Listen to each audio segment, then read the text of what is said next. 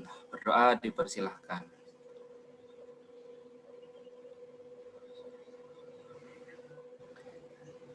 Baik, berdoa dapat dicukupkan. Untuk memulai acara, mari kita dengarkan sambutan dari perwakilan Wakil Dekan 1 dari Fakultas Perikanan dan Kelautan Universitas Airlangga yang saat ini adalah Bapak Rozi, SPI M Biotek. Untuk Bapak Rozi, waktu dan tempat kami persilahkan, Pak. Baik, Assalamualaikum warahmatullahi wabarakatuh. Suara saya kedengaran? Waalaikumsalam warahmatullahi wabarakatuh. Kedengaran jelas, Pak. Oke, terima kasih. Baik, tanpa mengurangi rasa hormat, saya mewakili Wakil Dekan 1, Dr. Woro. Di hari yang sama, di jam yang sama, beliau ada acara dan saya mewakili beliau. Baik, dalam sambutan ini saya tidak banyak memberikan komentar, namun sedikit saja yang perlu kami sampaikan. Yang kita pahami secara bersama bahwasanya Merdeka Belajar atau Kampus Merdeka merupakan kebijakan yang digagas oleh Menteri Pendidikan dan Kebudayaan yang baru, Bapak Nadiem, yang dimana ini bertujuan untuk mendorong mahasiswa untuk menguasai berbagai keilmuan yang berguna untuk memasuki dunia kerja. Nah, yang saya tangkap dalam beberapa pertemuan dengan Wakil Rektor 1, kemudian para Wakil Dekan 1, kemudian para kapten dan pihak perwakilan PIPS, bahwasanya kebijakan Merdeka Belajar dan Kampus Merdeka ini harus disiapkan oleh kampus-kampus yang terakreditasi. Nah, terutama Universitas Airlangga itu berdasarkan motonya yang memiliki produk yang namanya Smart University. Di sini sebenarnya sudah digodok selama 6 bulan yang lalu, dan saya beberapa kali kita sebagai para kapten diundang untuk ikut menggodok juga. Nah, di sini yang perlu dipahami bahwasanya Merdeka Belajar atau Kampus Merdeka ini memberi kesempatan kepada mahasiswa ya untuk mengikuti program studi, baik itu lintas prodi, kemudian bisa lintas antar fakultas, bisa lintas antar universitas, yang mana dibebankan seperti saya baca di buku panduan Merdeka Belajar Kampus Merdeka oleh yang berasal dari Kementerian Pendidikan ini, bahwasanya menyatakan itu dimulai pada semester 3 dan jumlah SKS-nya sekitar 20 SKS. Jadi mereka bisa menempuh program studinya di perguruan tinggi yang sama, lintas prodi, lintas universitas, maupun berbeda universitas, seperti itu. Yang mana diharapkan bagi mahasiswa sesuai dengan pasal Permendikbud nomor 3 tahun 2020 tentang Standar Nasional Pendidikan Tinggi. Pada pasal 18 disebutkan di situ bahwasanya mahasiswa mengikuti seluruh proses pembelajaran dalam program studi pada perguruan tinggi yang sesuai masa dan beban belajarnya. Yang kedua, mengikuti proses belajar di dalam program studi untuk memenuhi sebagian masa dan beban belajar, dan sisanya mengikuti proses pembelajaran dua program studi. Nah, saya ingat dari salah satu wakil dekan dari Fakultas Ekonomi Budaya, bahwasanya mereka menemukan bahwasanya ketika salah satu program studi mereka itu ketika lulus itu tidak bisa berbuat banyak gitu. Artinya banyak juga yang tidak bisa terima kerja dan sebagainya. Nah, artinya di sini mengungkapkan bahwasanya mahasiswa lulusan di program ekonomi budaya mereka itu belum siap untuk kerja. Nah, sekarang saya saya mengikuti presentasinya beliau bahwasanya mereka sudah menyiapkan mata kuliah di luar program studi.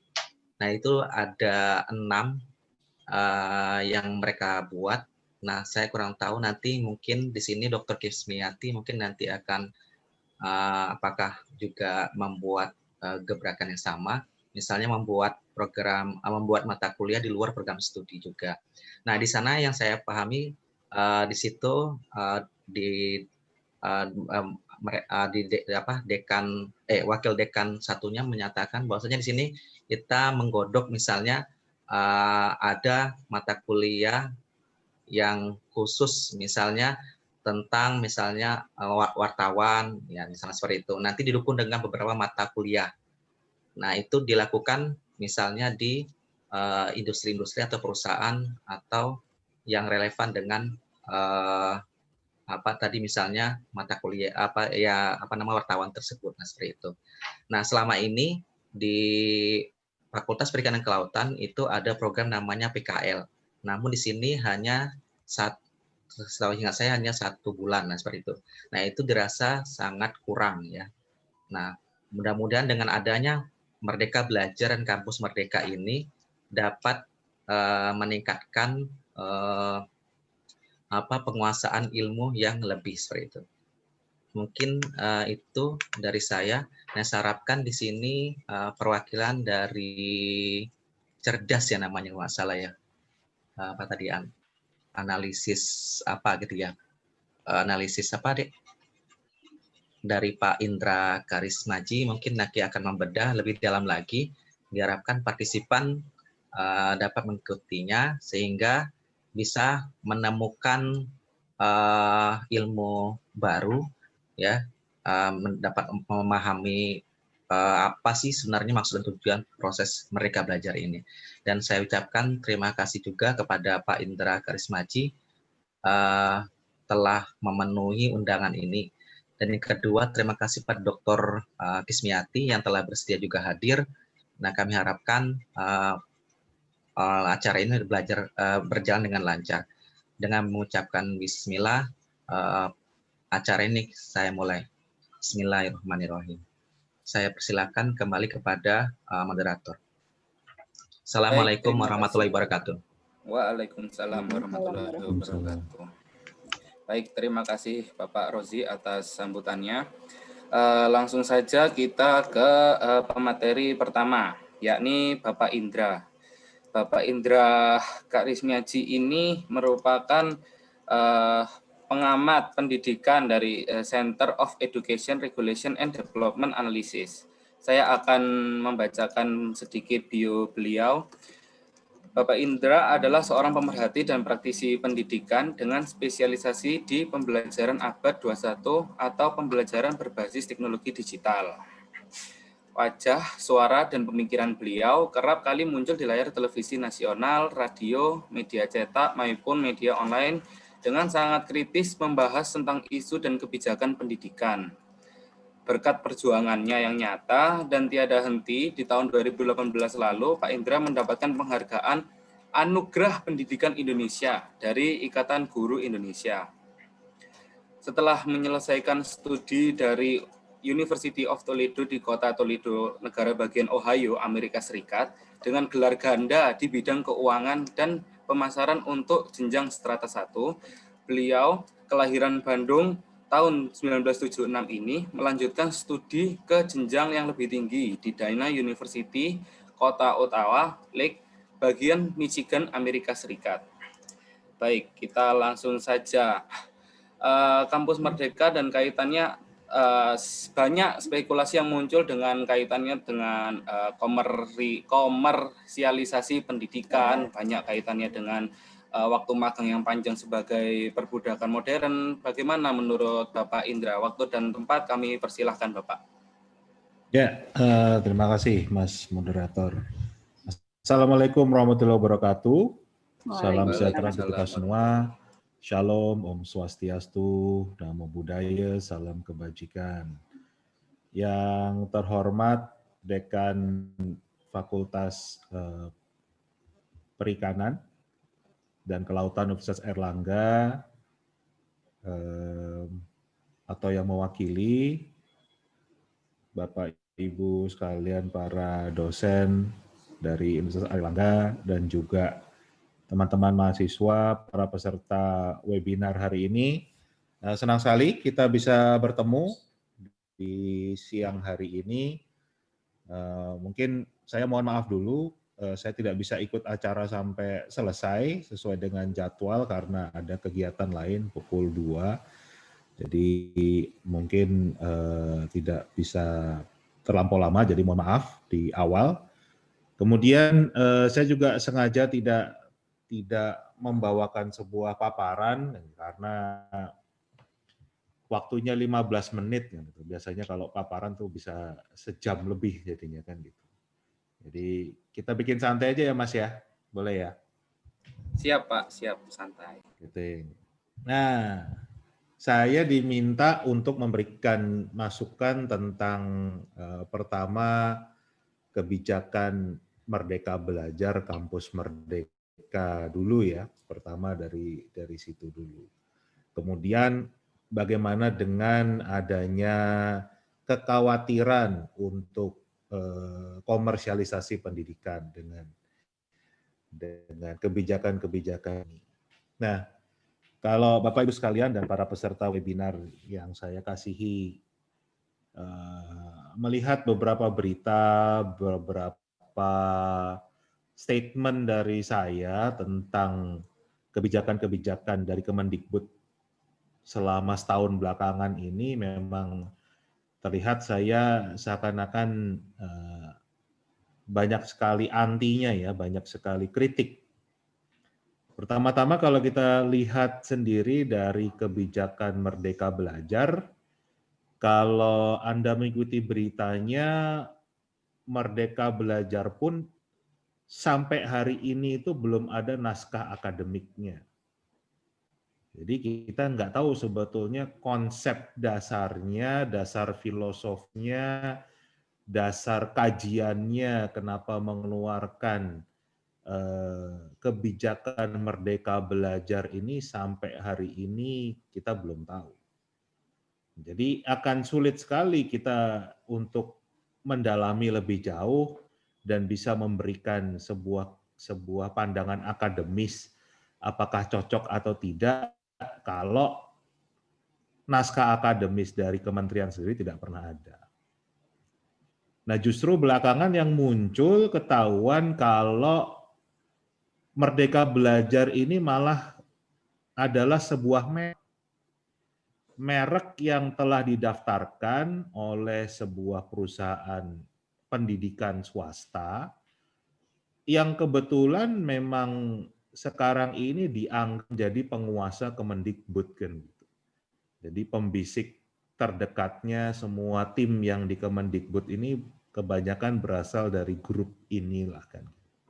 Itu beritanya ada di mana-mana. Jadi kan kita semakin bertanda tanya lagi kan gitu. Nah, kalau awalnya saja sudah berupa merek kan gitu. Orang mendaftarkan merek itu kan tujuannya komersial.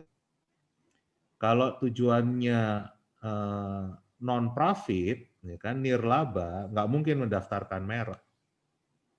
Nah, banyak kritikan dari kami, para pemerhati pendidikan, para praktisi pendidikan, tentang merek yang dijadikan kebijakan nasional. Ini kan bukan hanya sebatas royalti ya kan gitu, tapi juga ini sama aja menjadikan pejabat pemerintah, pejabat publik menjadi brand ambassador kan.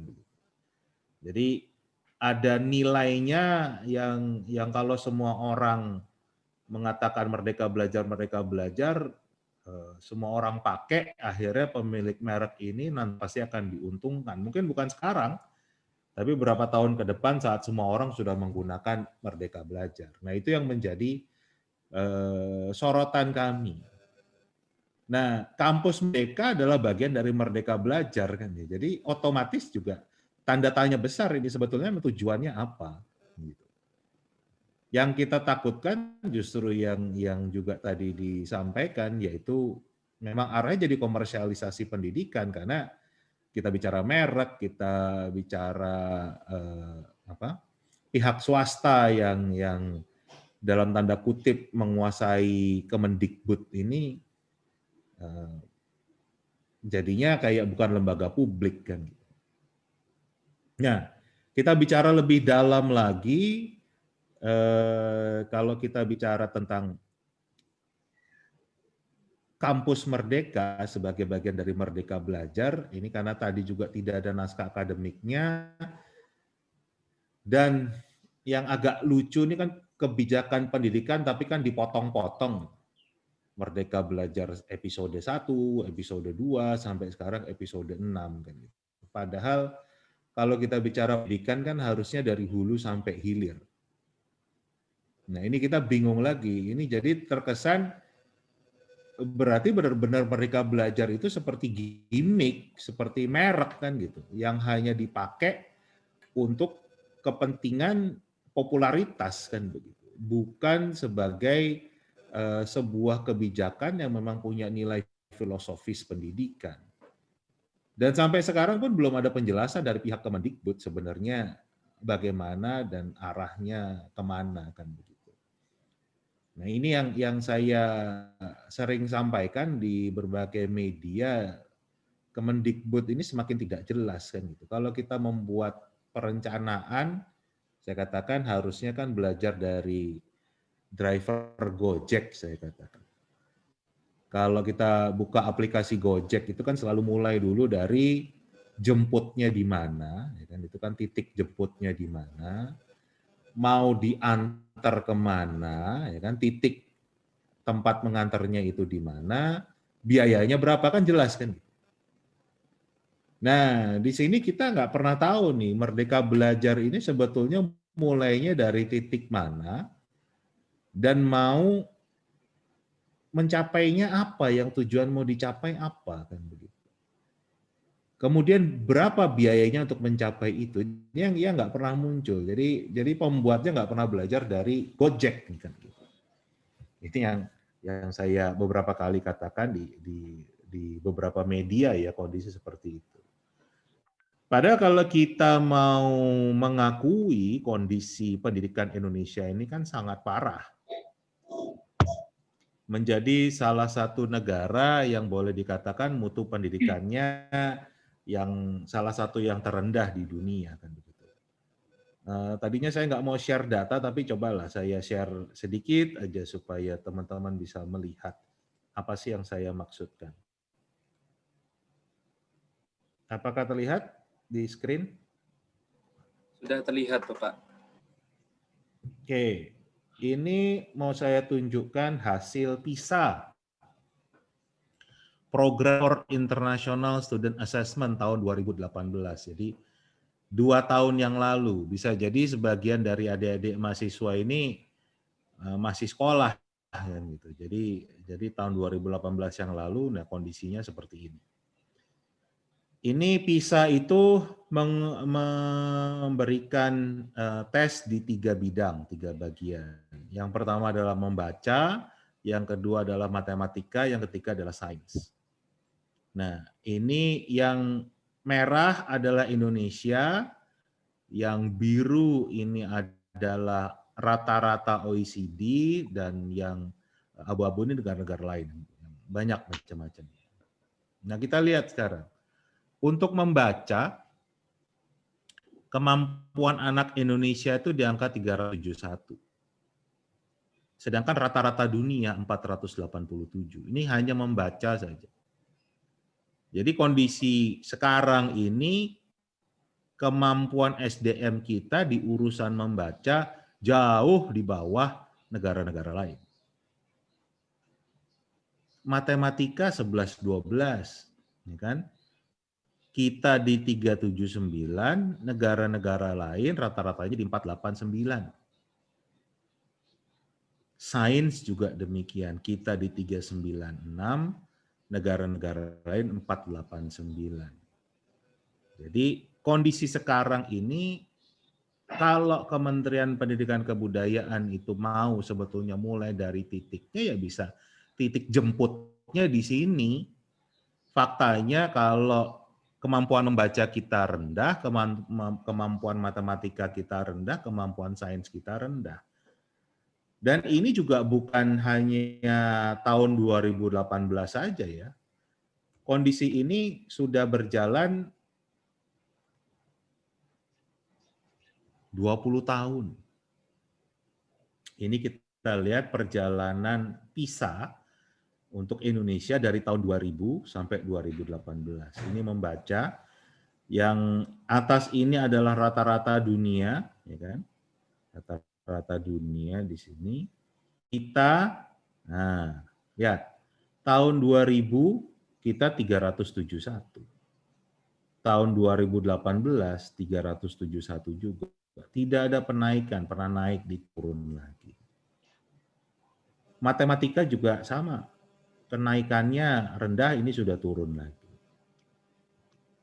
Sains pun demikian. Jadi ini fakta yang ada, memang kemampuan dasar bahkan di level literasi, baca tulis hitung literasi dasar kita sangat lemah dibandingkan dengan negara lain. Jadi agak bohong kalau kita akan bicara ilmu yang tinggi-tinggi gitu.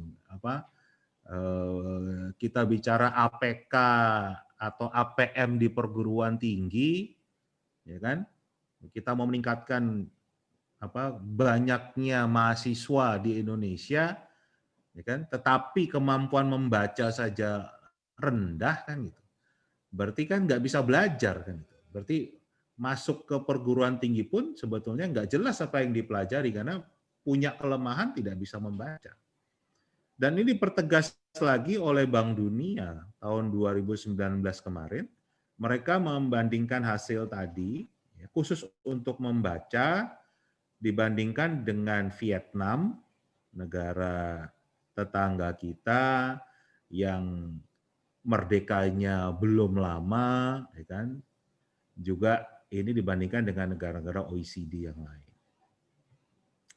Ini khusus untuk membaca. Jadi cara mereka itu adalah kemampuan membaca. Jadi membaca di level 1 paling rendah, level 2, level 3, 4, 5, 6, ya, paling tinggi 6. Nah, kita lihat Indonesia itu prosentase terbesar adalah level membaca di tingkat yang paling rendah, 55,4%.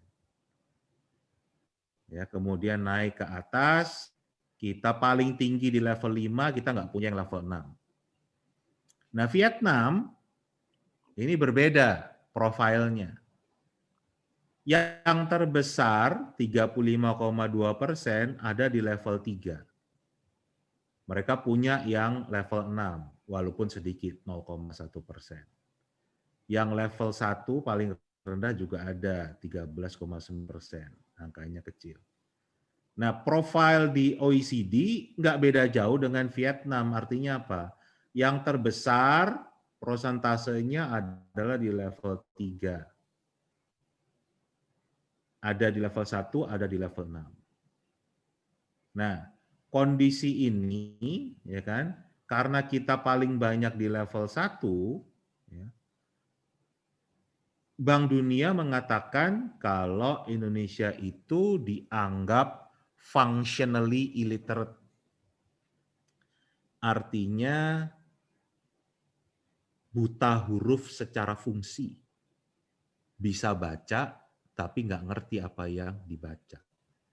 Jadi ini pun kita bicara di level mahasiswanya, mahasiswa S1, S2, mungkin bahkan S3-nya punya problem yang sama.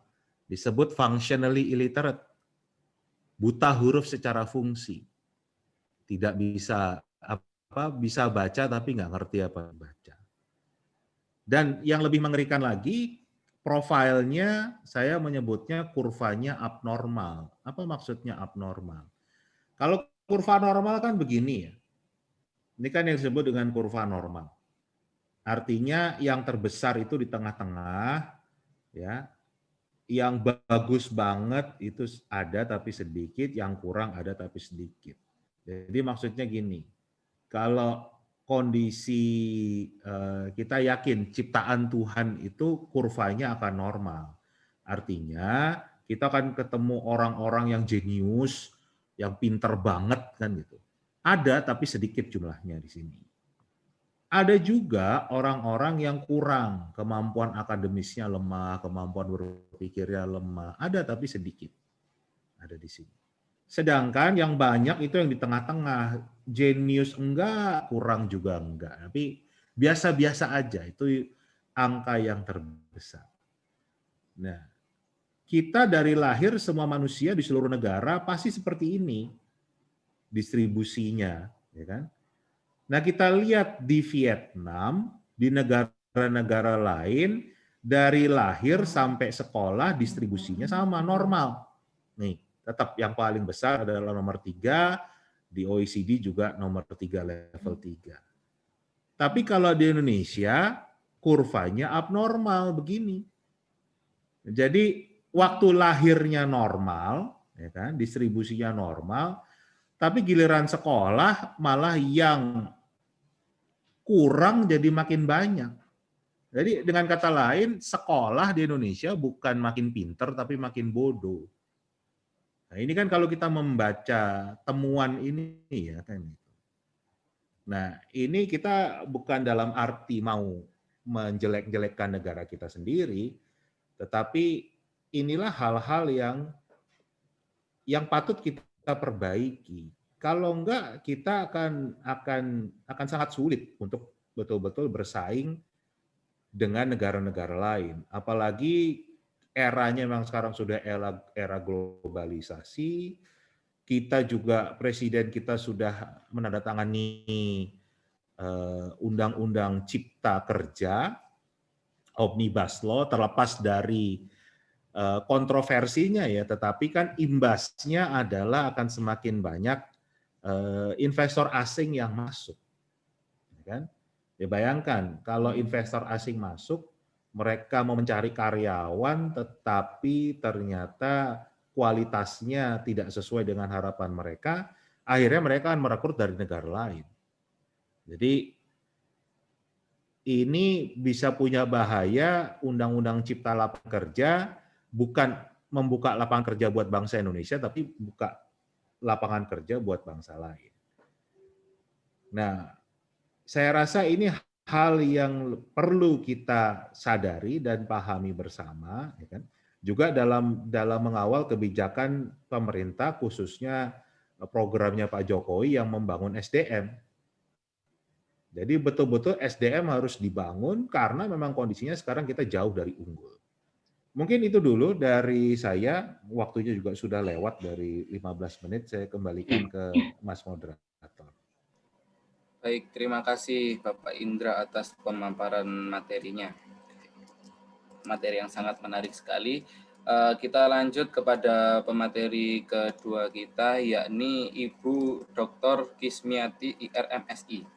Beliau merupakan dosen Universitas Airlangga di Fakultas Perikanan dan Kelautan dan merupakan koordinator Prodi Aquacultur 2016-2020. Beliau menyelesaikan S1 di Universitas Diponegoro di Perikanan tahun 1979 sampai 1985 dan lanjut S2 mengambil entomologi kesehatan, parasitologi di Institut Pertanian Bogor 1992 sampai 1994 dan gelar doktoralnya S3 di Universitas Airlangga 2005 sampai 2009 di biologi parasitologi. Untuk Ibu Kismi, waktu dan tempat kami persilahkan, Pak. Ya, terima kasih. Assalamualaikum warahmatullahi wabarakatuh. Waalaikumsalam warahmatullahi wabarakatuh. Saya di sini menyampaikan merdeka belajarnya di sisi akademik ya. Jadi kalau tadi Pak Indra sudah dari sisi yang lain, jadi saya menyoroti di sisi akademik dan saya akan share meskipun tidak saya sampaikan semuanya. Ini adalah buku saku buku saku yang diterbitkan oleh Kementerian Pendidikan dan Kebudayaan. Dan mungkin belum semua mahasiswa membaca. Tadi juga tingkat bacanya kita masih rendah ya. Kuriositasnya itu kadang-kadang juga masih rendah. Nah, saya yakin belum 100% mahasiswa membaca buku saku ini.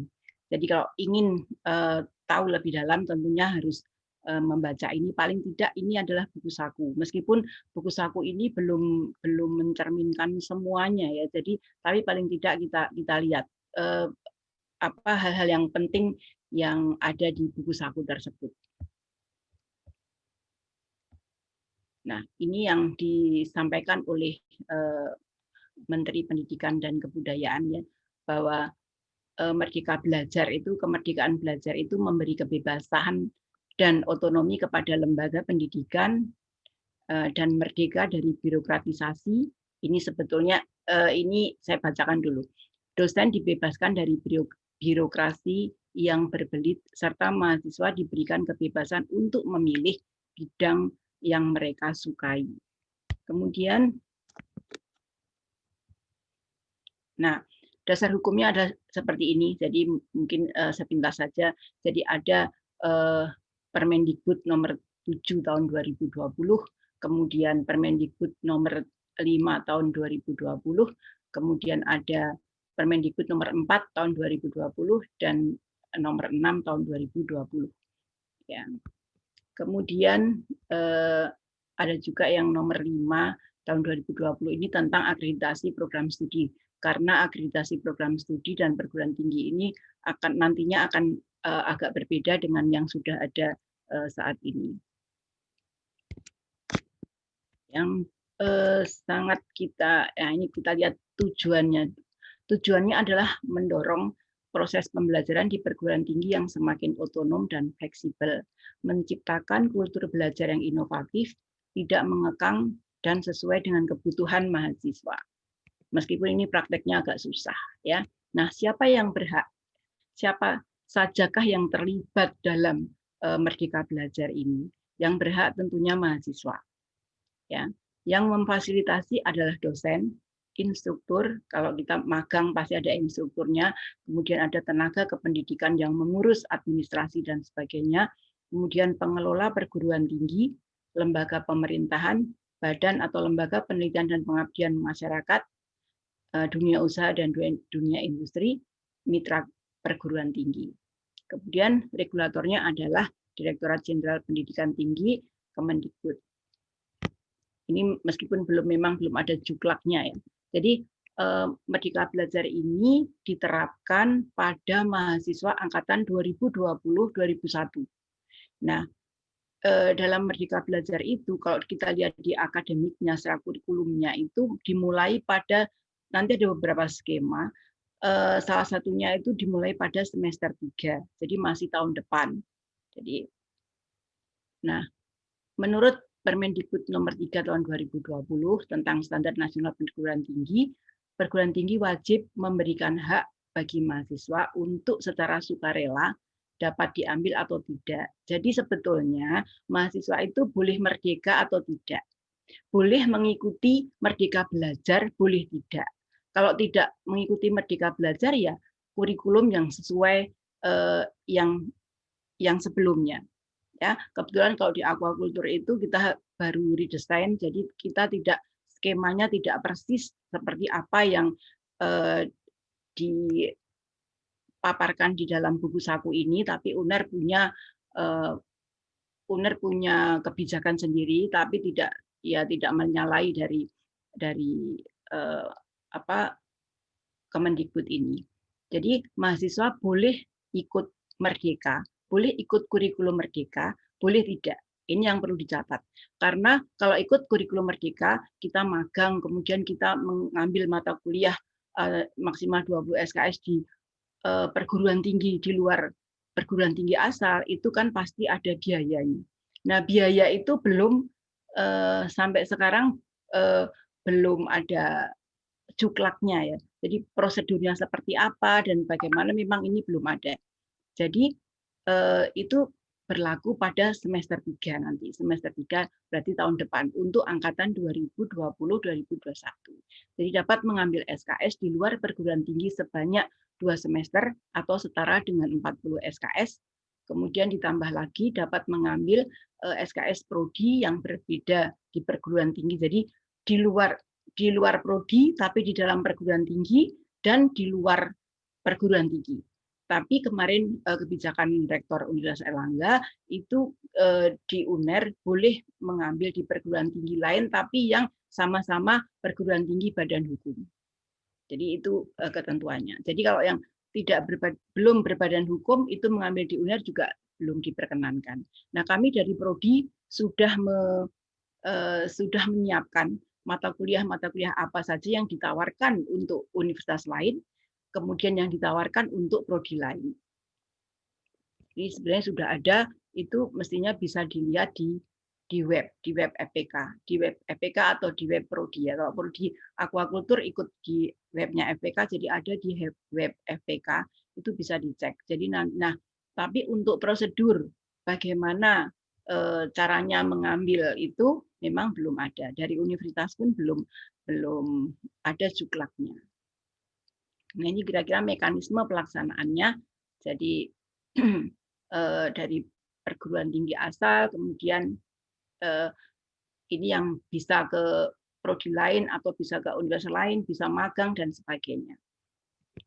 Kemudian, nah ini contoh, ini yang perlu mungkin perlu diperhatikan bahwa semester 1 dan 2. Semester 1-2 itu adalah pembelajaran di prodi. Jadi bisa MKWU, bisa mata kuliah keprodian, kemudian pembelajaran diteruskan di semester 3. Nah, semester 4, jadi kalau seperti ini, semester 3 itu masalah keprodian sudah selesai. Jadi yang mulai semester 4 itu masalah-masalah yang di luar prodi. Kemudian yang mata kuliah pilihan. Nah, kami dari Forum Pimpinan Perguruan Tinggi Perikanan dan Kelautan ya khususnya itu sudah membuat skema sendiri sebetulnya. Tapi untuk UNER juga mengikuti skema dari forum itu agak susah karena kami baru saja, terutama yang aquacultur, kalau yang THP itu sudah mengikuti karena banyak mata kuliah yang dirubah, kemudian SKS-nya juga, jadi ada mata kuliah yang digabung, ada mata kuliah yang dirasa itu sudah tidak relevan gitu, itu akan diganti dengan mata kuliah lain. Nah, karena kami baru dapat akreditasi internasional yang dari aquacultur, kemudian baru saja redesain, jadi belum bisa mengikuti sepenuhnya seperti itu. Nah, kemudian semester 4 itu pembelajaran di luar prodi, tapi di dalam perguruan tinggi. Semester 4. Kemudian semester 5 dan 6 itu pembelajaran di luar perguruan tinggi juga magang. Jadi bisa di universitas lain, kemudian juga magang. Bisa juga mengajar di sekolah-sekolah. Kemudian bisa juga punya proyek sendiri, itu juga boleh. Nanti akan diatur SKS-nya seperti apa, SKS-nya berapa. Kemudian semester 7, mahasiswa kembali lagi pembelajaran prodi, tapi ini yang terkait dengan tugas akhir ya. Nah, kalau seperti ini sebenarnya ini agak-agak bertentangan dengan peraturan yang dulu karena kita harus tepat waktu, kalau bisa tidak sampai 8 semester. Nah, kalau begini harus 8 semester. Ini habisnya pasti 8 semester. Nah, kemudian ada skema 2. Jadi kalau skema 2 itu yang merdekanya itu di semester 5 dan semester 7.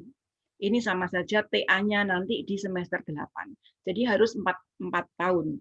Jadi kalau mau percepatan ini juga agak susah ya. Tepat waktunya 8 tahun, bukan 3,5 tahun.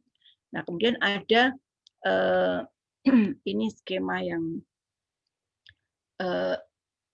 semi ya. Jadi tadi blok dan non blok ini adalah semi. Jadi ada untuk percepatan ini ada semester antara. Jadi semester 1 dan 2 pembelajaran prodi, MKWU dan keprodian, kemudian semester 3 dan 4 itu masih terus karena memang kurikulum sekarang kan masih sampai semester 4 itu masih ada juga yang di keprodian. Belum mata kuliah pilihan gitu. Nah, ini setelah jadi antara semester 2 dan 3 itu pembelajaran di prodi maksimal 9 SKS. Kemudian di antara semester 4 dan semester 5 juga, dan semester 5 dan semester 6. Kemudian magangnya itu semester 5 dan antara semester 5 dan semester 6 itu yang pembelajaran di luar prodi atau magang di industri dan sebagainya. Ini maksimal 9 SKS. Nah, sepertinya banyak perguruan tinggi yang memilih yang skema 3 ini. Kemudian yang terakhir semester 7 itu pembelajaran prodi TA, sehingga ini mengurangi 1 semester dan mengurangi biaya. Namun prakteknya pasti ya ada yang lebih dari 7 semester, karena ini tergantung dari yang bersangkutan, ya tergantung mahasiswa, kemudian tergantung misalnya penelitian itu terkendala atau tidak. Nah, paling tidak ini adalah sudah mengurangi 1 semester, karena 1 semester itu ya cukup waktunya dan apa namanya, kalau ada biayanya yang mandiri terutama itu juga agak-agak besar. Nah, ini adalah contoh dari merdekanya tadi. Jadi ada magang praktek industri, kemudian ada proyek di desa. Jadi misalnya, nah ini UNER sudah punya KKN BBM, kemudian KKN tematik, ini masuk di dalam proyek di desa. Ya, UNER sudah mendahului sebelum ada Merdeka Belajar, UNER sudah punya program seperti ini. Kemudian pertukaran pelajar, ya student exchange, kita juga sudah melakukan mulai beberapa tahun yang lalu. Kemudian ikut penelitian atau riset pada instansi terkait. Jadi misalnya LIPI itu setiap tahun pasti ada proyek penelitian. Nah, mengikuti proyek penelitian di LIPI itu dihitung SKS. Kalau kemarin kan belum dihitung SKS, ya. Jadi kadang-kadang ikut ke suatu tempat, ya. Jadi eksplorasi itu juga ada SKS-nya. Jadi tidak kadang-kadang mahasiswa cuti begitu, kalau ini tidak, jadi terhitung SKS. Kemudian wirausaha, kegiatan wirausaha juga nanti bisa diperhitungkan SKS-nya, sehingga tidak mengurangi waktu belajar. Kemudian proyek independen, ya, jadi punya penelitian sendiri itu juga, kalau ini sudah biasa ya. Jadi untuk skripsi kan biasanya mahasiswa punya penelitian sendiri. Kemudian proyek-proyek kemanusiaan, misalnya ada tsunami misalnya, ikut dalam kegiatan membantu korban-korban tsunami. Nah, itu juga ada SKS-nya, dihitung, disetarakan SKS-nya. Kemudian mengajar di sekolah. Jadi mengajar di SMP, mengajar di SMA, mengajar di SD, itu pun boleh. Jadi itu dihitung nanti ada SKS-nya. Nah, kemudian itu ada 8. Jadi sebetulnya ini Merdeka Belajar untuk yang magang dan sebagainya, tapi dengan catatan mahasiswa boleh tidak merdeka. Artinya seperti kurikulum yang lalu itu boleh. Jadi tidak diwajibkan harus ikut Merdeka Belajar dalam kurikulum, ya, dalam kurikulum. Tapi kurikulum kita juga yang reguler sebetulnya. Jadi kita juga tidak boleh, tiap prodi tidak boleh mengadakan 2 kurikulum. Jadi kurikulumnya sama, tapi kita memfasilitasi Merdeka Belajar dan yang tidak merdeka. Jadi intinya tidak boleh ada 2 kurikulum, kemudian mahasiswa boleh memilih ikut Merdeka Belajar atau tidak. Itu sepengetahuan saya seperti itu, karena kebetulan saya juga menjadi koordinator untuk persiapan Merdeka Belajar di prodi akuakultur. Jadi prodi-prodi akuakultur seluruh Indonesia ini beberapa kali sudah mengadakan pertemuan, dan kita juga punya FGD untuk membahas mata kuliah apa yang kira-kira akan ditawarkan. Jadi supaya mata kuliah di perguruan tinggi A itu berbeda dengan B yang ditawarkan. Tentunya yang ditawarkan itu adalah sebaiknya adalah ciri khas dari prodi di universitas tertentu. Jadi misalnya kalau akuakultur di di UNER ini ciri khasnya ke kesehatan hewan akuatik dan lingkungan perairan. Jadi mata kuliah terkait itu yang akan ditawarkan untuk universitas lain di luar Universitas Erlangga. Saya rasa itu yang intinya sebetulnya yang ingin saya sampaikan, karena ini kalau yang lain itu adalah bagaimana caranya misalnya magang industri itu seperti apa dan sebagainya, itu nanti kita lihat sendiri secara detail lagi di buku panduan ya, di buku saku. Jadi ada buku panduan, ada buku saku, tapi lebih mudah untuk dimengerti, dipahami itu di buku saku karena lebih praktis di buku sakunya. Itu saya rasa yang saya sampaikan. Nanti mungkin lebih banyak ke diskusi saja, apa-apa yang kiranya belum dipahami atau ditanyakan tentang Merdeka Belajar terkait dengan kurikulum, terkait dengan akademik. Terima kasih. Saya kembalikan kepada moderator. Assalamualaikum warahmatullahi wabarakatuh. Waalaikumsalam warahmatullahi wabarakatuh. Terima kasih atas pemaparan materinya Ibu Gismiati. Ya, baik rekan-rekan, telah ada 2 pemaparan materi yang berbeda dari sisi akademik maupun luar akademik. Kita buka sesi diskusi dari rekan-rekan partisipan, mungkin ada yang ingin ditanyakan atau disampaikan. Untuk pertanyaannya bisa ditulis di kolom chat atau raise hand dan bisa langsung open mic.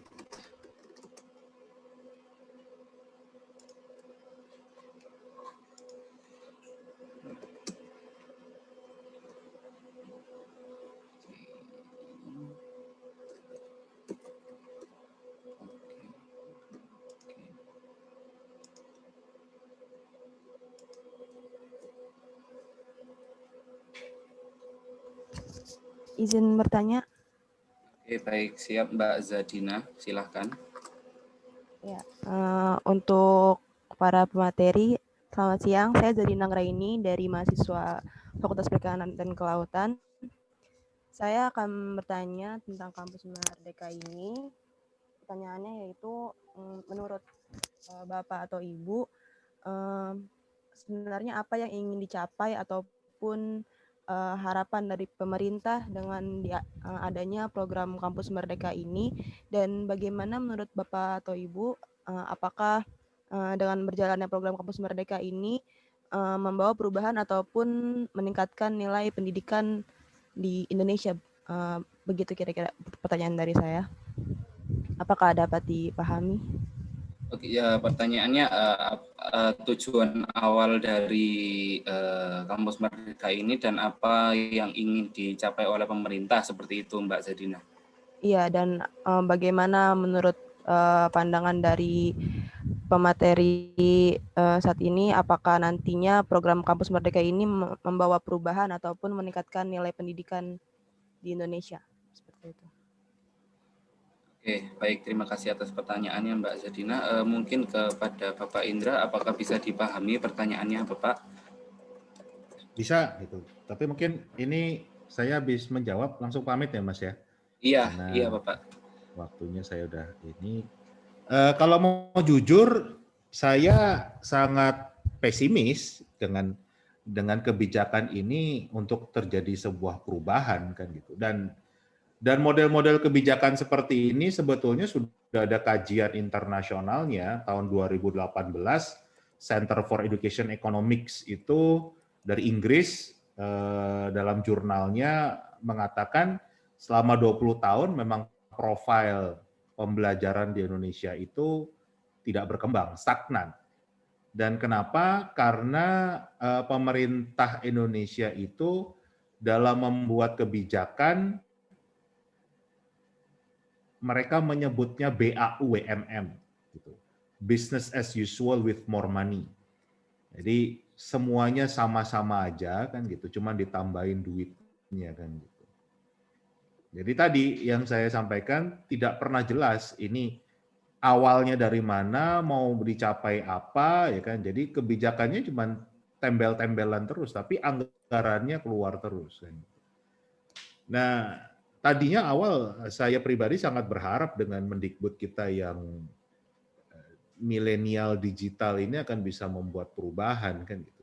Tapi kok ternyata justru malah kebijakannya banyak membuat tanda tanya, termasuk ya kita bicara tadi kan, saya mengatakan gimana mau kita menilai secara akademis tentang kebijakan ini, sedangkan naskah akademiknya tidak pernah dibuat kan begitu.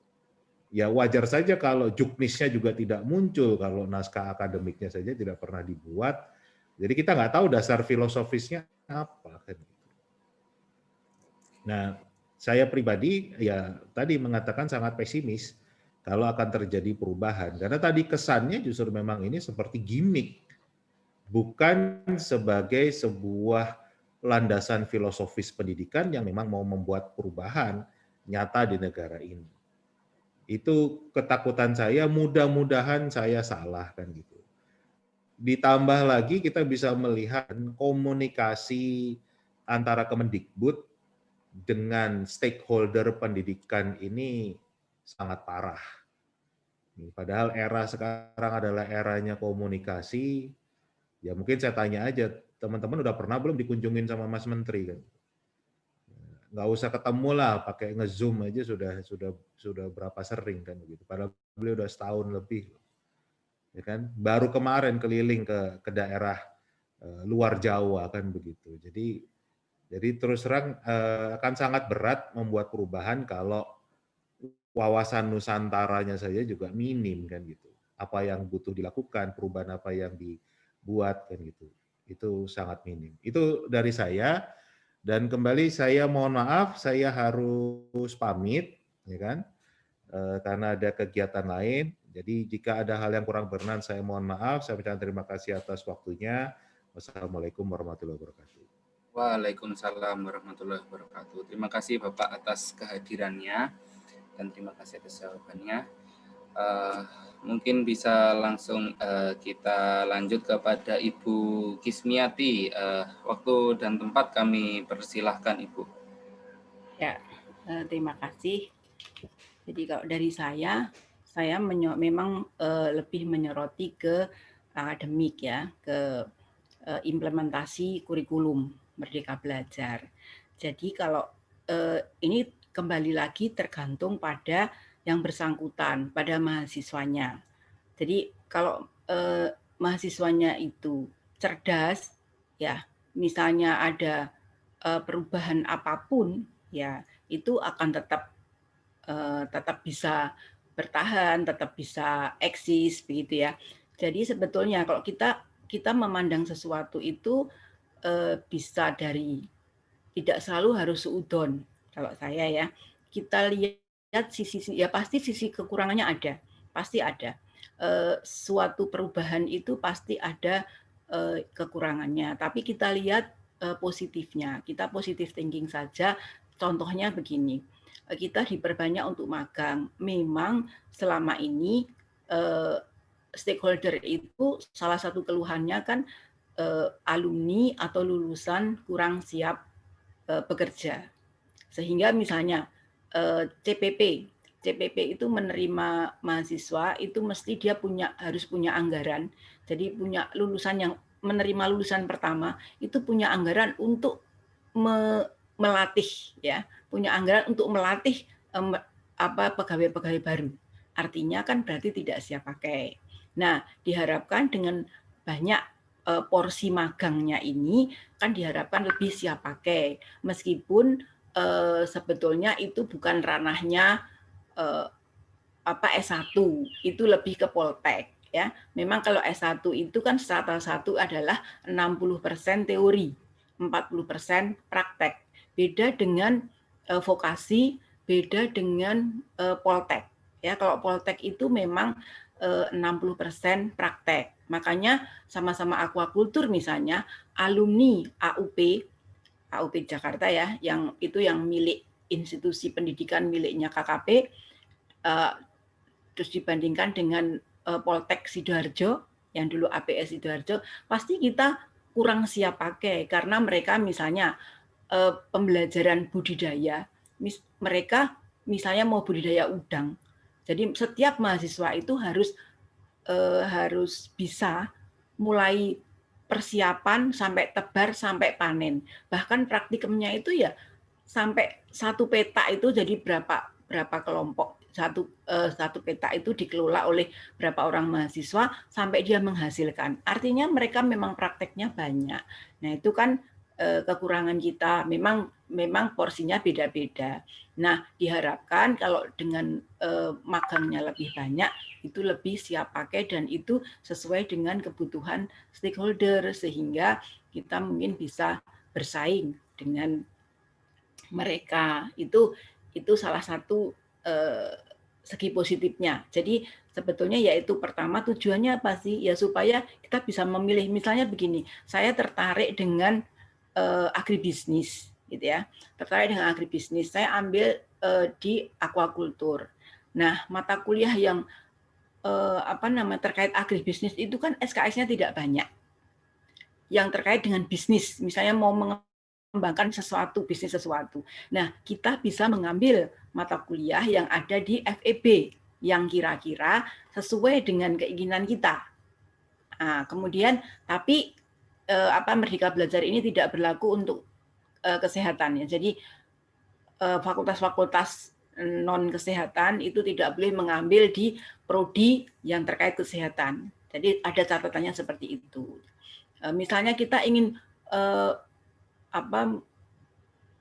punya sesuatu, punya LSM misalnya, kita mendirikan LSM, kita harus banyak komunikasi. Nah, kemudian mata kuliah komunikasi kan di aquaculture atau di THP itu kan di FPK kan kurang. Nah, itu bisa mengambil mungkin di FISIP begitu ya. Jadi itu kalau kita mau melihat sudut positifnya. Begitu. Jadi karena kita kan prodi itu terbatas mata kuliahnya. Jadi kita kan ngambil yang penting-penting saja, meskipun ada mata kuliah pilihan, tapi pilihannya masih di sekitar perikanan. Nah, ini diberikan mata kuliah pilihan yang di luar perikanan yang terkait dengan interest-nya mahasiswa. Jadi mahasiswa interest di bidang apa itu bisa diperdalam. Misalnya sangat tertarik pada obat-obatan gitu ya, mau nantinya mau berusaha membuat obat. Nah, itu bisa ambil di Fakultas Farmasi misalnya. Ya, seperti itu. Itu contohnya. Terjawab pertanyaannya, Mbak Sadina? Ya, terima kasih Ibu, jelas sekali. Terima kasih Ibu. Baik, terima kasih Ibu Kismiati atas jawabannya. Kita lanjut ke pertanyaan yang telah ada di kolom chat dari Mbak Miftahul Afifur Rahman dari UNESA Fakultas Bahasa dan Seni. Apakah benar ada pernyataan Pak Nadiem tentang di Merdeka Belajar mahasiswa wajib diberi PR setelah bertatap muka. Lalu menurut saya ini menjadi beban tersendiri sehingga kita tidak bisa mengembangkan potensi dan berekspresi. Ibu Kismi mungkin bisa menanggapi. Ya, mahasiswa diberi apa tadi? PR? Ya, wajib diberi PR setelah bertatap muka. Seperti itu, Ibu. Sebetulnya, ya terima kasih pertanyaannya. Apakah ada PR dan tidak? Itu setiap mata kuliah kan sudah ada RPS-nya ya. Jadi ada rencana pembelajaran semester. Jadi setiap penanggung jawab mata kuliah itu kan pasti mengajukan rencana pembelajaran semester. Kalau rencana pembelajaran semester itu memang ada diberi tugas, setiap ada tatap muka setelah itu diberi tugas, ya tidak apa-apa, kan nanti itu disampaikan dalam kontrak. Pertama kali kan mau kuliah pertama kali tatap muka pertama kali itu kan adalah penanggung jawab mata kuliah menyampaikan kontrak. Nah, kalau di kontrak itu sudah disampaikan ada tugas, kemudian mahasiswanya juga setuju, ya tidak apa-apa. Ya, jadi tidak harus ada PR, ya tergantung RPS-nya. tergantung RPS yang disusun oleh tim pengampu yang biasanya disampaikan oleh mahasiswa. Dan saya rasa tidak ada pernyataan itu ya, karena itu kan apalagi kita merdeka, dosen juga diberi kesempatan merdeka dalam berinovasi metode pembelajaran maupun materi-materi. Jadi boleh, bahkan kalau menurut kita kan juga yang akuakultur kan sudah punya sertifikasi AUN ya. Jadi ASEAN University Networking itu justru kalau menurut AUN itu harus selalu ada tugas. Karena tugas ini bisa mencerminkan sebagai indikator mahasiswa itu paham atau tidak. Mungkin kalau dengan waktu ujian yang bersangkutan sedang sakit atau apa, atau tiba-tiba ada sesuatu sehingga tidak konsentrasi dalam ujian itu, mungkin nilainya bisa jatuh. Tapi kalau ada tugas, nah ini kan bisa membantu. Itu yang ditekankan pada AUN waktu itu. Ya, jadi sebenarnya tugas itu membantu mahasiswa dan supaya lebih paham, membantu dosen untuk lebih banyak mengetahui, jadi lebih banyak indikatornya untuk mengetahui mahasiswa ini paham atau tidak. Jadi kalau menurut saya soal PR seperti itu, jadi tergantung dosennya pada saat penyampaian kontrak di rencana pembelajaran semester. Untuk sementara itu jawaban saya. Baik, terima kasih atas jawabannya Ibu Gismi. Mungkin kita bisa lanjut untuk pertanyaan berikutnya dari rekan-rekan partisipan. Apakah ada yang ingin disampaikan? Saya mau izin bertanya. Saya Ita Landra dari mahasiswa Fakultas Perikanan Kelautan Universitas Airlangga. Saya mau bertanya, Ibu, bagaimana kesulitan dalam menerapkan program Merdeka Belajar untuk pertama kalinya, khususnya dalam kondisi di tengah pandemi seperti ini? Dan apa program yang harus diterapkan untuk beradaptasi dalam mempermudah proses implementasi, begitu, Bu? Mungkinkah ada saran program yang harus seperti apa, begitu? Itu sih yang ingin saya tanyakan. Terima kasih. Ya, bisa langsung saya jawab? Iya, bisa Ibu. Silahkan. Jadi kalau untuk kendala, jadi kita kan belum mulai. Jadi kita juga belum tahu sampai kapan harus daring terus, gitu kan? Nah, kalau magang, misalnya contoh, magang kan nggak mungkin daring, ya. Jadi selama ini juga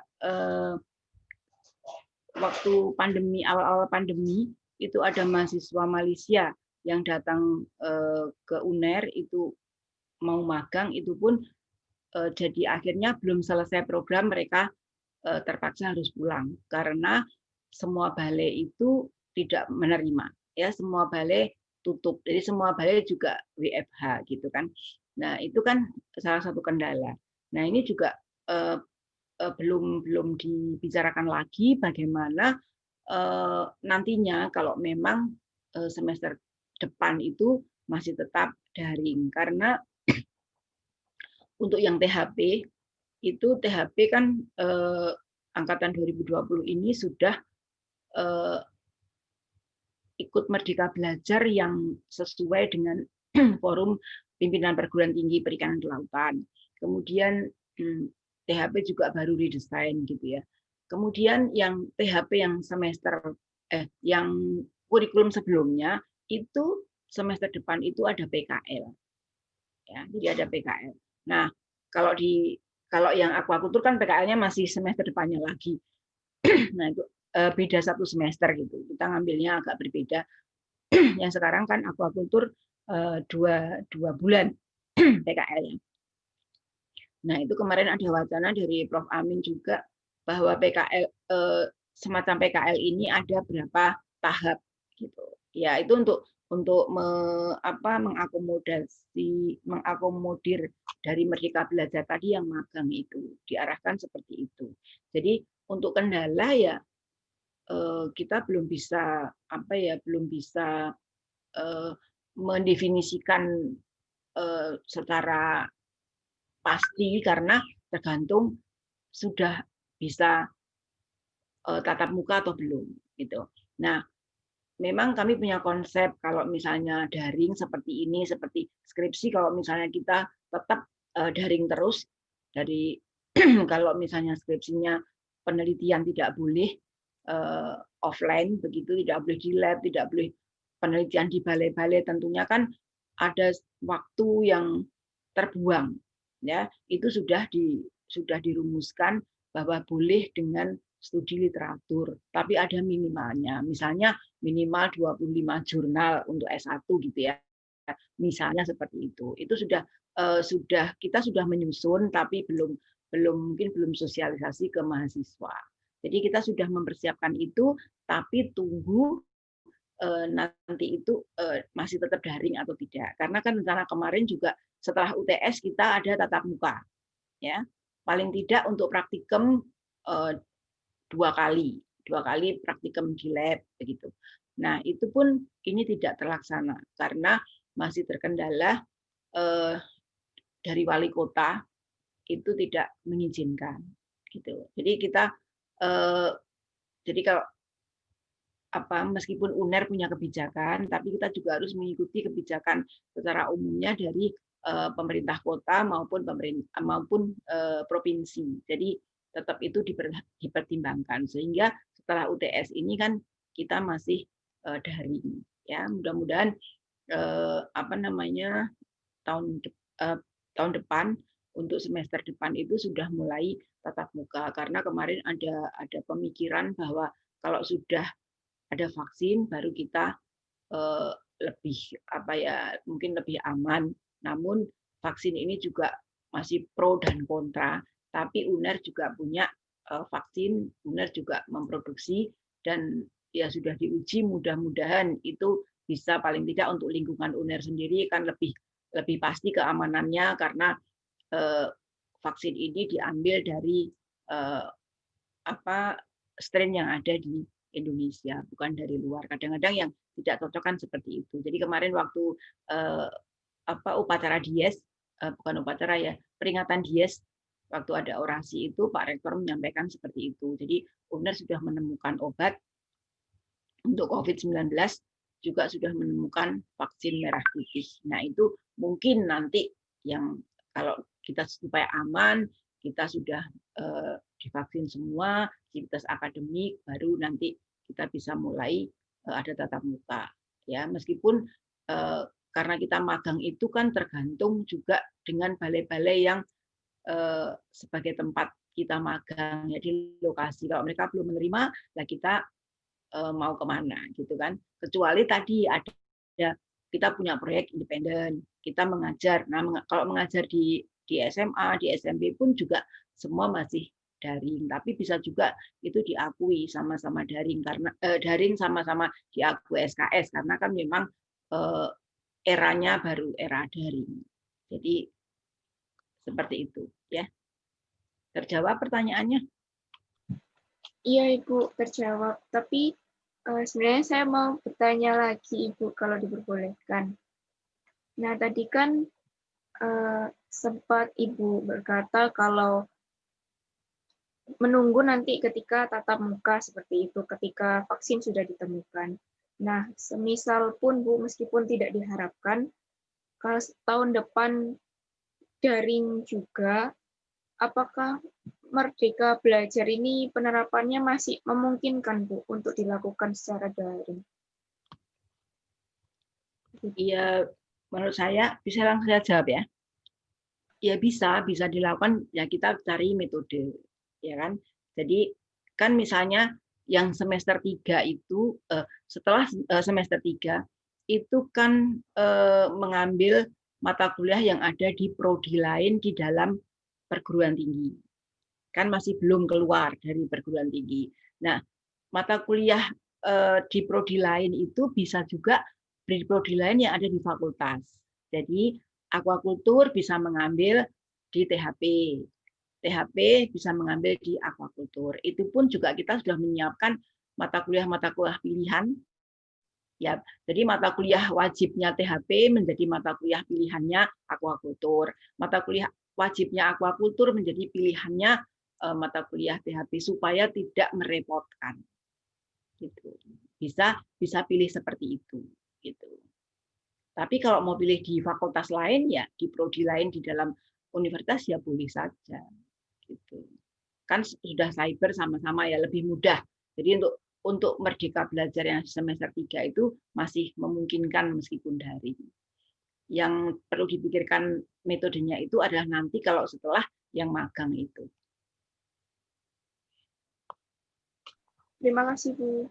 Ya, sama-sama. Baik, terima kasih atas jawabannya lagi, Bu. Kita ada pertanyaan lagi di kolom chat dari Mas Andi Nureza dari FPK Angkatan 2020. Izin bertanya, program Kampus Merdeka kemarin diberitakan cukup mendadak saat proses pendaftarannya, sekitar 5 hari saja. Apakah hal itu dikarenakan program ini belum matang atau ada kendala lainnya? Terima kasih. Mungkin bisa langsung ditanggapi, Ibu. Ya, terima kasih. Saya malah tidak tahu ya itu pendaftaran Merdeka Belajar. Jadi apakah setiap mahasiswa harus mendaftar pada semester awal, pada semester 1, itu secara teknis juga kami dari prodi itu belum tahu. Yang kami persiapkan adalah di semester di semester 3, mulai semester 3. Memang ini mendadak juga. Kami juga merasakan itu mendadak karena begitu dilantik itu menteri itu dilantik kapan ya? Jadi berapa bulan setelah itu, nah itu juga kan banyak prodi di universitas lain itu juga belum siap, ya. Jadi belum siap dengan Merdeka Belajar ini. Jadi prioritas memang yang melaksanakan Merdeka Belajar itu untuk Indonesia, seluruh Indonesia itu adalah perguruan tinggi yang berbadan hukum, perguruan tinggi badan hukum dulu. Setelah itu baru nanti yang BLU, ya ada perguruan tinggi yang seperti Badan Layanan Umum. Jadi makanya kemarin itu semua prodi dikumpulkan untuk membicarakan itu. Nah, kesimpulannya adalah salah satunya jadi kita mengambil mata kuliah di luar perguruan tinggi itu yang kalau perguruan tinggi badan hukum ya sama-sama perguruan tinggi badan hukum. Padahal pada saat dulu pernah kita sosialisasi itu pertemuan itu hampir semua prodi akuakultur yang ada di Indonesia ini sudah mendaftar ingin mengambil di UNED. Ya, tapi ternyata prosedurnya tidak boleh begitu. Jadi waktu itu Pak Rektor juga menyampaikan, jadi kita yang sama-sama berbadan hukum saja. Jadi kalau misalnya akuakultur itu ada IPB, ada Undip, ya saya rasa kalau UB belum ya, UB belum badan hukum. Jadi Unhas nggak tahu saya, Unhas sudah badan hukum atau belum. Jadi sekarang banyak perguruan tinggi yang sudah mulai mengajukan untuk badan hukum. Nah itu kita boleh menukarnya itu sesama itu. Ya, jadi kalau dibilang mendadak ya pasti mendadak. Kita juga merasakan kalau itu mendadak. Tapi karena itu yang harus dilakukan ya kita bagaimana kita mempersiapkan itu, gitu ya. Kita harus bisa menerima, harus bisa siap dengan perubahan yang mendadak. Mau tidak mau kan kita harus mengikuti itu. Gitu. Itu saya rasa itu jawaban saya. Baik, terima kasih atas jawabannya, Ibu. Untuk partisipan, apakah ada yang ingin menyampaikan pertanyaan lagi? Silakan. Ya, moderator, saya ingin bertanya. Iya, silakan Mas Zanil. Perkenalkan Bu, saya Muhammad Zamzanil dari mahasiswa Perikanan dan Kelautan Airlangga. Saya ingin bertanya, apakah menurut Ibu program Kampus Merdeka ini merupakan sebuah terobosan agar mahasiswa mampu mengembangkan kemampuannya untuk bersaing di dunia pekerjaan. Itu saja, Bu. Terima kasih. Ya, terima kasih pertanyaannya. Kalau sesuai yang saya sampaikan tadi, itu ya itu salah satu terobosan, ya. Jadi kita itu semua prodi itu 5 tahun sekali, minimal 5 tahun sekali itu harus melakukan redesain kurikulum. Artinya mata kuliah itu dievaluasi lagi, masih layak atau tidak dengan perkembangan ilmu pengetahuan. Kemudian dengan kebutuhan stakeholder. Makanya kita selalu memanggil stakeholder untuk persiapan desain ini. Nah, salah satunya kan kemarin itu masukan stakeholder dari FPK itu adalah kurang siapnya lulusan. Sehingga pernah tahun berapa itu 2 tahun berturut-turut ada suatu perusahaan itu yang tidak menerima alumni atau lulusan dari FPK dulu. Nah, kita waktu itu menyiapkannya salah satunya pada saat maba itu, pada saat hari Sabtu itu diadakan kegiatan, misalnya kegiatan lab. Jadi untuk menggunakan mikroskop itu bagaimana caranya?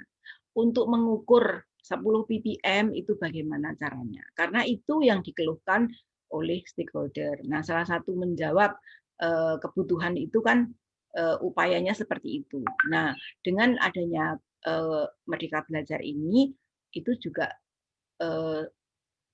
upaya yang lain gitu juga sudah terlihat karena dengan dengan bertambahnya waktu untuk magang, kita pun redesain kurikulum yang kemarin itu juga yang awalnya PKL itu hanya 1 bulan, itu juga kita tambah menjadi 2 bulan karena itu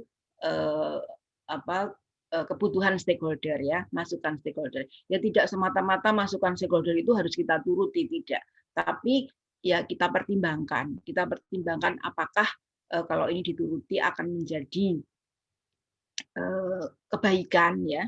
Jadi kalau sudah kita evaluasi itu menjadikan kebaikan untuk semuanya ya kita ikuti meskipun tidak 100%, tidak harus seperti keinginan stakeholder. Paling tidak kita juga tahu kebutuhan di luar sana itu seperti apa, begitu.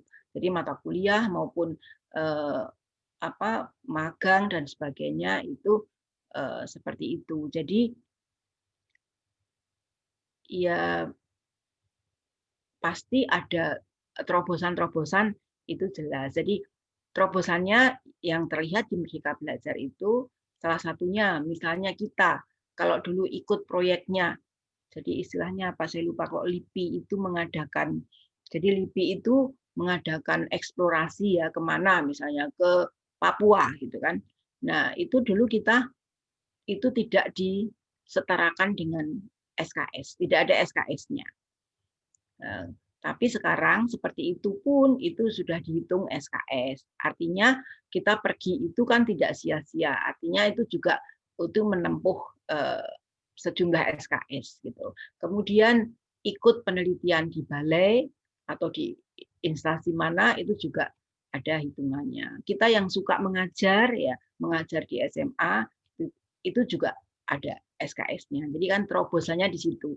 Jadi waktu kita nggak terbuang, meskipun sebetulnya nggak sia-sia juga. Kalau kita ingin, kan dulu ada istilahnya Indonesia Mengajar ya, ada program Indonesia Mengajar yang ditempatkan di provinsi terpencil, ya, tempat-tempat terpencil.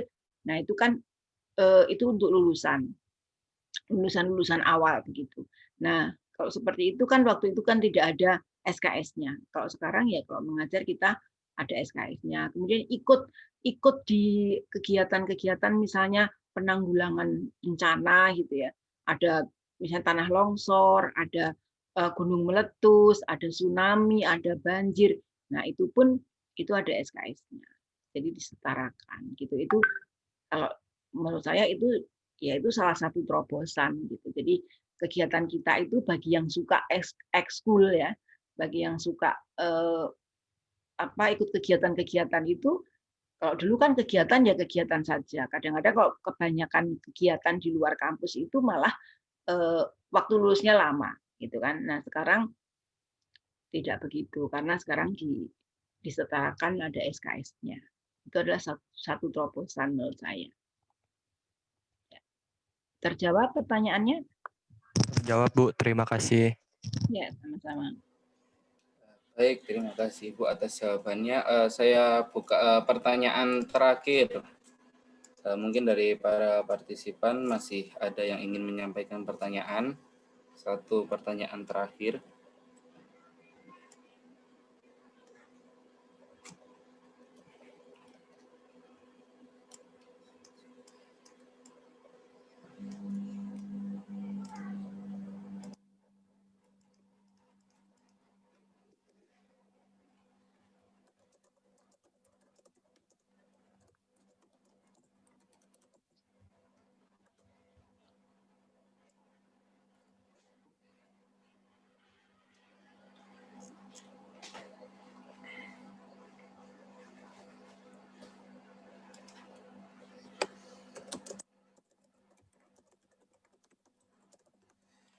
Oke, karena tidak ada yang menyampaikan pertanyaan terakhir, bisa kita akhiri acara pada kajian hari ini.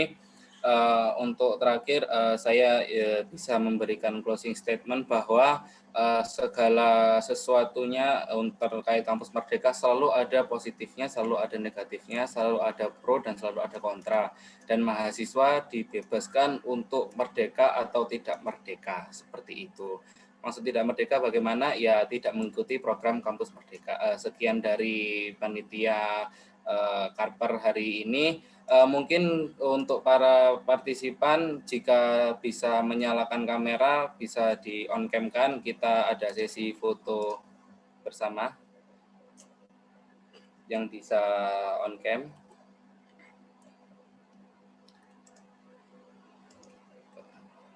Oke, untuk Mbak Zadina mungkin bisa dibantu untuk capture-nya. Baik, ini jika sudah tidak ada yang mau menyalakan kamera lagi, mungkin yang tidak berhalangan bisa menyalakan kamera, tapi jika sudah tidak ada lagi bisa saya mulai ya. Ya, baik. Saya mulai.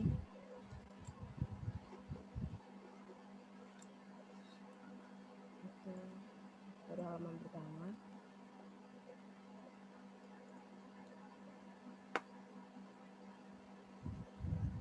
Ya, sudah. Terima kasih. Oke, terima kasih Mbak Zadina. Untuk para partisipan, jangan lupa mengisi absensi di kolom chat, ada link di situ untuk sertifikatnya. Dan kami ucapkan terima kasih untuk seluruh para partisipan, untuk Ibu Kismiati telah menghadiri acara pada hari ini. Kurang lebihnya panitia mohon maaf yang sebesar-besarnya. Saya tutup. Wassalamualaikum warahmatullahi wabarakatuh. Untuk seluruh partisipan dapat diperkenankan untuk meninggalkan ruangan. Terima kasih. Terima kasih. Jika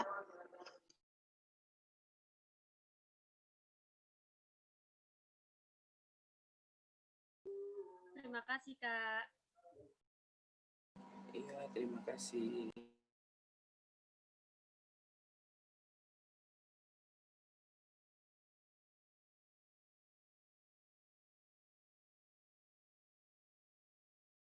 Jangan lupa yang belum isi presensi diisi dulu ya, teman-teman partisipan.